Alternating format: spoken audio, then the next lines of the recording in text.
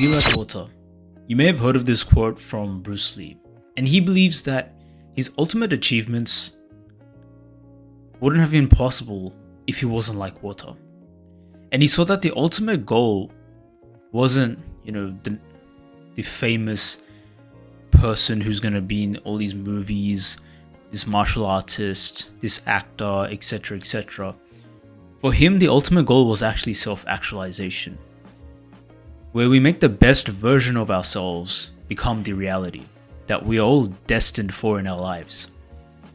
And there are 5 core principles of Lee's philosophy in being able to achieve this. And we'll cover them in a mini-series right now that I'm going through, which is this is the first part of achieving self-actualization. Some of the teachings may be contradictory. And I think Naval even said himself that the best questions in life are always a paradox. But I realize that that's part of the intention, as life is always changing, like the waves of the ocean. And as a result, we have to have a response to the changing ecosystem around us. And it's so complex. So we have to challenge ourselves to be receptive of contrasting ideas, as tomorrow may be the complete opposite of today. So in this first part, we're going to be looking at the wisdom of water. Like, what exactly does he mean by this, and what exactly is this wisdom? Let's start it off with Bruce Lee. Bruce Lee was a very introspective person. He's very reflective. He'd always reflect a lot in his life in a lot of aspects. Not even just himself, but even things around him. He had a lot of situational awareness, a lot of observation. But he was also very reflective in his martial arts. He knew he learned everything from them. And it wasn't just the physical aspect, which a lot of people put a lot of emphasis on, but there's also the mental, the emotional, the spiritual. And when Lee was 13, he started learning Wing Chun under his teacher known as Yip Man. Yip Man used a lot of the Taoist philosophy in his training. And Taoism essentially covers the concepts of the yin and yang you may have heard of, and imagery from the natural world. However, young Lee, like many of us when we start our self-improvement journey, was very hot-headed. He just wanted to go out there, be in this warrior state, just action and just do and just conquer and all, etc., etc. And he was only so focused on just the physical aspects. It's like when you start self-improvement, everyone puts just the emphasis on just their physique and their body and just gym and just like power and strength and all this. And as a result, he was less interested in heading to the flow of nature, as he wanted to assert himself over it. So he was always in the assertive mode. So how then does the fiery teenager become like water? A realization moment came to him when he was sent home for a week to meditate on his teacher's instructions. He was very frustrated. Like, when you first start meditating, it sounds like very boring, and you might think it's not really it doesn't sound cool. It seems lame, like the hippies or something do. So he was very frustrated at this. He wanted to just do more physical based activities, and so he was impatient, he was resentful. But as he rowed a small boat into Hong Kong's harbour, and infamously was at the South China Sea, at that moment of realization, the water became his teacher, which was a message his teacher was trying to convey to him for such a long period of time. That there is strength in softness, the power in pliability, or known as flexibility. So how does the way of the water help us achieve this self-actualization state and enlightenment? First, understand that water has unparalleled ability to respond quickly to its environment. Sometimes water is different states, right? Water can be a wave, it can flow, or it can crash. Just like you see on a river, state of flow, it's flowing. or it can be a tsunami where it crashes into things. Sometimes water runs around obstacles or runs obstacles into the ground. The same applies to us in the flux of life. Sometimes the best response is to yield, and other times it might be to assert.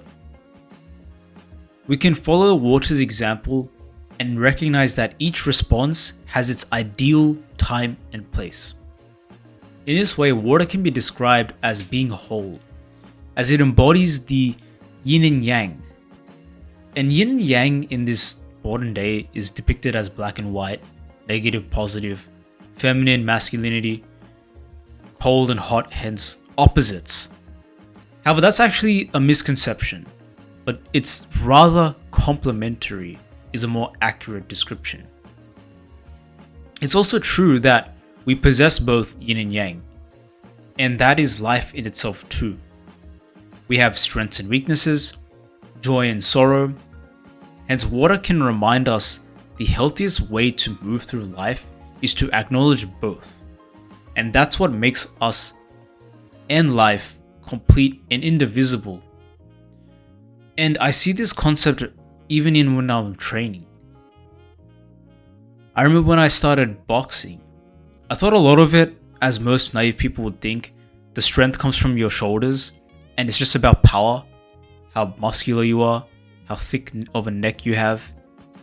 But if you always just tense and flex your body whilst throwing punches, you will just exert and exhaust yourself. Also, a lot of the power actually comes from the hip flexion, which a lot of people actually don't even know. It actually comes from your lower body. And you have to understand that of when to be in a relaxed state and when to be in a tense state. When you're blocking, you actually want to be breathing in. You want to actually be relaxed. You want to be fluid like water, so you can dodge. And there's certain training that you can do for that, like footwork, muscle memory, stretching especially, so you have better hip mobility. You want to basically be fluid. And when you're attacking, at the very last few seconds when you exert power, you just want to tense at that moment, but not for too long. Because when you tense, right, when you get to the gym, you are flexing all your muscles, but you also you forget to breathe. And that's when people, when they do heavy deadlifts, just faint. They forget to breathe. And so when you exert power, you are breathing out. If you do it for too long, then that's when you will start to get very stiff. So you want to be able to come to a point where you are in the last few seconds are so efficient that that's the only time you actually exert power. But not for too long to the point that you exhaust yourself. Also, it's not about exerting power, as I said, it's actually a balance between even speed and power. Because most people focus on power, and then that makes them make very reckless moves. They'll always aim for the face, they'll be so stiff, they'll be so predictable, they will be so exhausted, they can't even keep up. And some people just only rely on speed, but without power. That's where it's like, you're dodging, all that, but you're not really exerting any power. Your punches are not even hurting that person, or it's not putting them into exhausting them, essentially.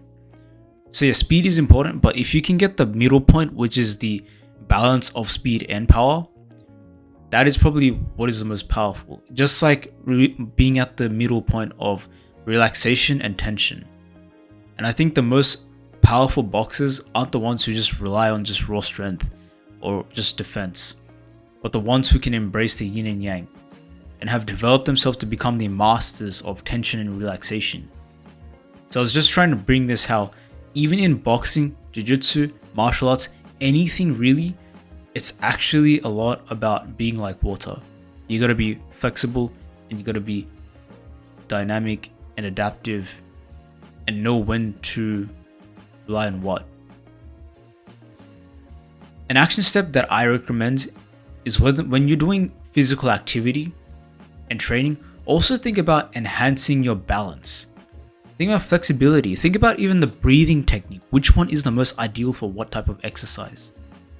Or even spatial awareness, where you don't need to just solely rely on strength, but can also develop efficiency in your body. And this is a very practical in a lot of aspects of life. And so I would research heavily on breathing techniques, or maybe I might just do a whole video on the 10 breathing techniques that can set you up for life. So this was actually part 1 of the Self-Actualization series, where we learned about the wisdom of the water from Bruce Lee's life as well and his philosophies. So if you enjoyed this video, then like and subscribe and stay tuned for the next part.